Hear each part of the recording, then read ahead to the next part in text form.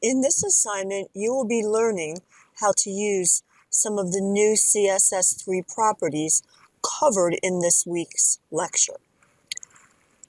Some of these properties are not that new at this point. However, they are very useful properties to know. To begin, you'll be learning how to work with text shadows. Here we see a text shadow being applied. You can also apply multiple text shadows to the same element. There is a text shadow being applied to the navigation. It's using a style that's to give you an embossed effect. Nice, subtle effects can be very useful in a website. You don't want to overdo an effect.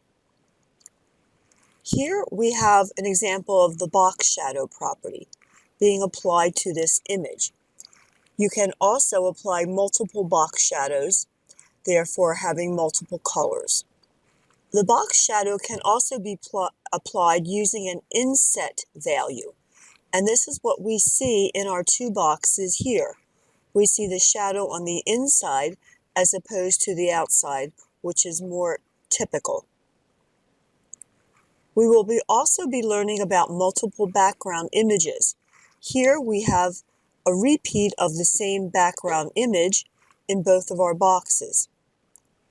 In order to do this, you need to have two sets of values for the different properties. They are comma separated. We are also looking at creating CSS gradients. As the page scrolls, you notice that we have a gradient background. Gradients are very useful because traditionally they were accomplished using images. So you will be applying a background gradient also.